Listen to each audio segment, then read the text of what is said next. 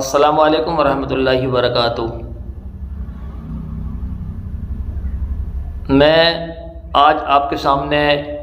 عید الاضحیٰ بقرعید اس کے بارے میں کچھ گفتگو کروں گا۔ آپ انشاءاللہ اگر اس ویڈیو کو آپ غور سے سن لیں گے تو بہت ساری چیزیں حل ہو جائیں گی، بہت سارے مسائل بھی حل ہو جائیں گے، اور پھر کسی دوسری ویڈیو کو دیکھنے کی ضرورت نہیں پڑے گی، کیونکہ بہت ساری چیزیں عید الاضحیٰ یعنی بقرعید جو ابھی 2-3 دن بعد یعنی 17 تاریخ کی جو آ رہی ہے، تو یہ بقرعید کیوں مناتے ہیں، کیا وجہ ہے اس کی،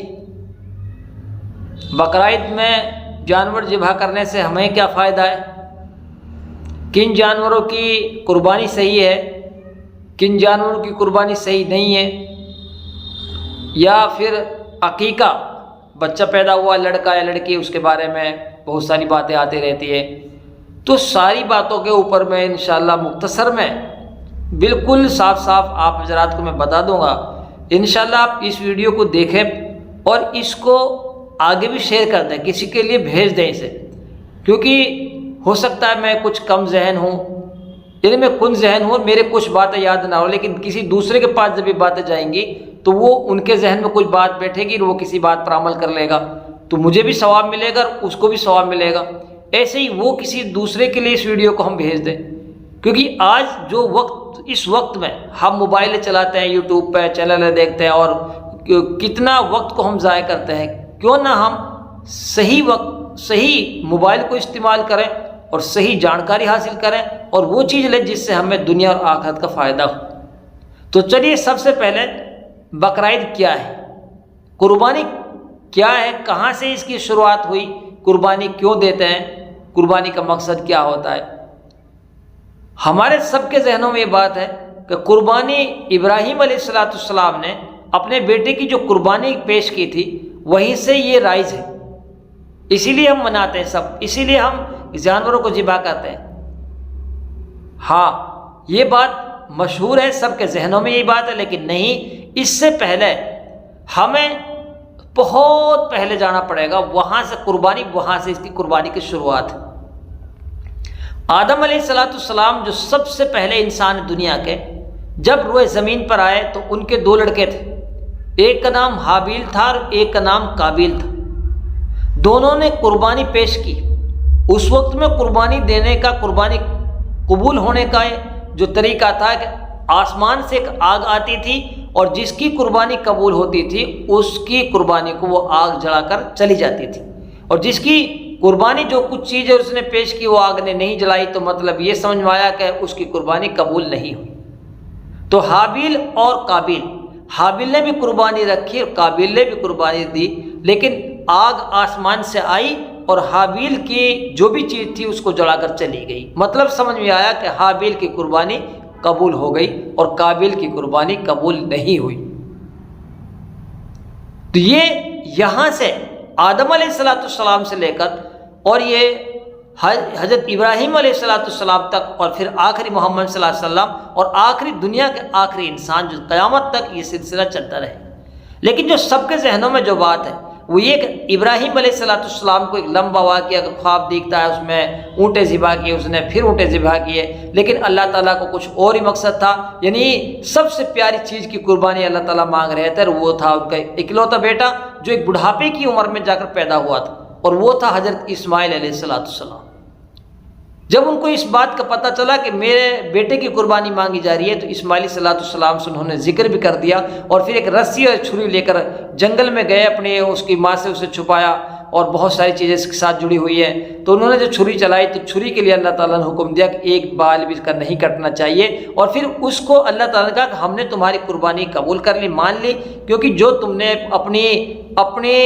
اپنا عاشقانہ جو ہمیں دکھایا اللہ تعالیٰ کو وہ ادا پسند آئی، اور جنت سے ایک مہنڈا آیا اور پھر اس مہنڈے کو قربانی کیا، اس کی قربانی دی، اور وہیں سے یہ رائج ہے۔ یہ قیامت تک ہر انسان پر قربانی واجب ہے، لیکن قربانی کی بھی 2 قسمیں، ایک واجب ہے، ایک مستحب ہے۔ اگر ہمارے پاس مال ہے، ہمارے پاس زائد چیزیں ہیں، وہ جائز چیزیں جن کو ہم بیچ کر جو اس نصاب تک پہنچ جائیں تو قربانی واجب ہے۔ ایک آدمی ہو جس کے پاس نصاب بھی نہیں ہے، غریب آدمی ہے، لیکن وہ قربانی کرنا چاہتا تو یہ مستحب بڑی اچھی بات ہے، کرنا چاہیے۔ ان دنوں میں سب سے ثواب کی چیز، سب سے بڑی چیز اگر ہے تو وہ قربانی ہے۔ قربانی کے جس جانور کو ہم ذبح کریں گے وہ ایسے اس کے اندر صفت ہونی چاہیے کہ وہ موٹا تازہ ہو، مریل نہ ہو، کھاد کھجلی والا نہ ہو، جس کی ہڈیاں دکھ رہی ہو ایسا نہ ہو، کیونکہ وہ بالکل ہٹا کھٹا مضبوط ہونا چاہیے، کیونکہ حدیث میں آتا ہے پل صراط کو وہ جانور خود ہی اسی کو پار کرائے گا، جس کا خود اپنا چلنا بس کا نہیں ہے تو وہ اپنے قربانی کرنے والوں کو کیسے پاس کرا دے گا۔ بہت ساری فضیلت ہے اس کی ہے، اور اس کے جتنے اس کے جسم پر بال ہوتے ہیں ہر بال کے بدلے میں ایک نیکی ملتی ہے۔ اللہ تعالیٰ کے پاس نہ اس کا خون پہنچتا ہے نہ گوشت پہنچتا ہے، اللہ تعالیٰ تو تمہارے دلوں کو دیکھتے ہیں، تمہاری نیتوں کو دیکھتے ہیں، اللہ کے پاس تمہارا تقویٰ پہنچتا ہے۔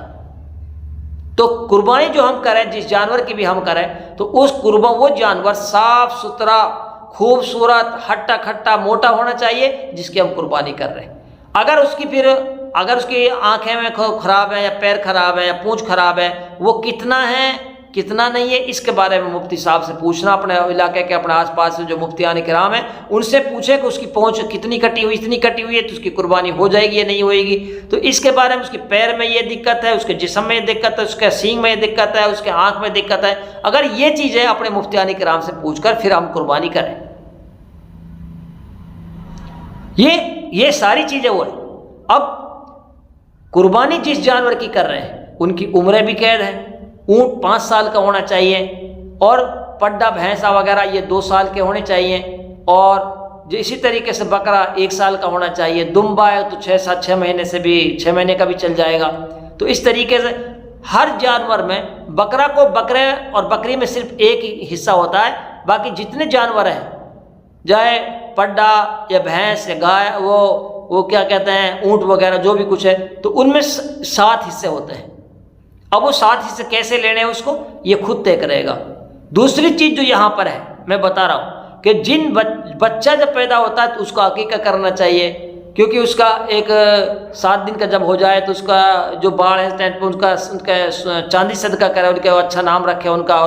عقیقہ کرے ان کا، اور عقیقہ ایک نہیں کرتا ہے تو ان کے بوجھ بھی رہتا ہے، یعنی 7ویں دن اس کو عقیقہ کر دینا چاہیے۔ لیکن اگر 7ویں دن نہیں کیا تو جب بھی اس کا عقیقہ کرے گا تو 7ویں دن کے حساب سے ہی کرے گا، یعنی اگر بدھ کے دن بچہ پیدا ہوا ہے تو پھر منگل کے دن اس کا عقیقہ کرنا ہوگا۔ لیکن کسی کے پاس یہ تو نہیں ہے کہ وہ ایک جانور لے کر اس کا عقیقہ کر دے، قربان کر دے۔ اب اس نے کہا کہ ابھی جو بقرعید چل رہی ہے تو میں لڑکا یا لڑکی کا کچھ میں حصہ لے لیتا ہوں تاکہ میرے اوپر سے کچھ بوجھ سا ہٹ جائے۔ تو اب جو لڑکا اگر پیدا ہوا تو اس کے 2 حصے لینے پڑیں گے، اور اگر لڑکی ہے تو اس کا 1 حصہ لینا پڑے گا۔ لڑکے کے 2 بکرا کرنے پڑیں گے، لڑکی کا 1 بکرا کرنا پڑے گا۔ یہ اس کا عقیقے کی جگہ اس کا یعنی قربانی کے حصوں سے کام چل جائے گا۔ تو یہ بھی یہ بات صاف سمجھ میں آ گئی ہے۔ تو اس لیے اب قربانی جو ہم دے رہے ہیں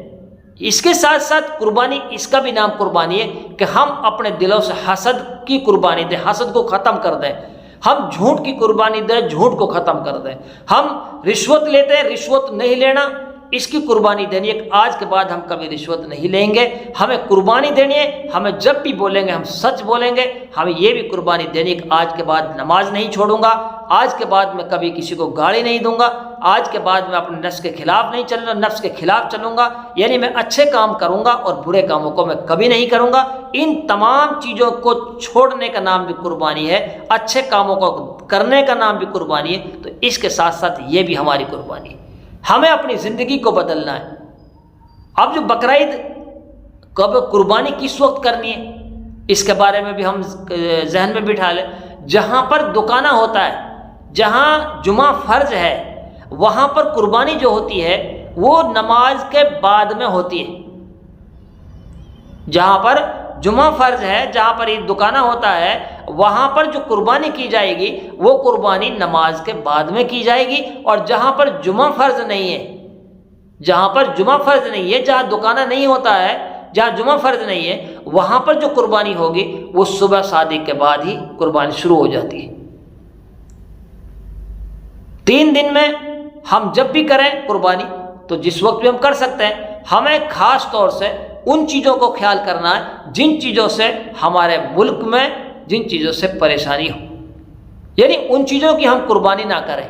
ہمیں قربانی ان چیزوں کی کرنی، ان جانوروں کی کرنی جس سے آپس میں پیار محبت برقرار رہے۔ ہمیں ایسے جانوروں کی قربانی نہیں کرنی ہے جن جانوروں کی وجہ سے ہمارے ملک کے اندر ان کو منع کر دیا گیا ہے اور ان سے ہمارے ملک میں آپس میں نفرتیں پھیلتی ہوں، محبتیں ختم ہوتی ہوں۔ ایسے جانوروں کی قربانی ہم نہ کریں۔ تو اس کو، ان باتوں کو ہم خاص طور سے دھیان رکھیں، اور ہم سب کم سے کم سال میں ایک تہوار آتا ہے، ہم خوش دلی کے ساتھ اپنے جانور کو، جو ہم نے بھینس وغیرہ پڈا یا پڈی جو بھی کچھ ہے ہمارے پاس، اس کو ہم اچھا کھلائیں، اس کو نہلائیں، اس کے تیل وغیرہ لگائیں، اس کی سیوا کریں، اور اس کو جتنا بھی ہم سیوا کریں گے اتنا ہی ہمارے لیے ثواب ملتا رہے گا جب تک کہ قربانی کا وقت آئے گا۔ تو ہم سب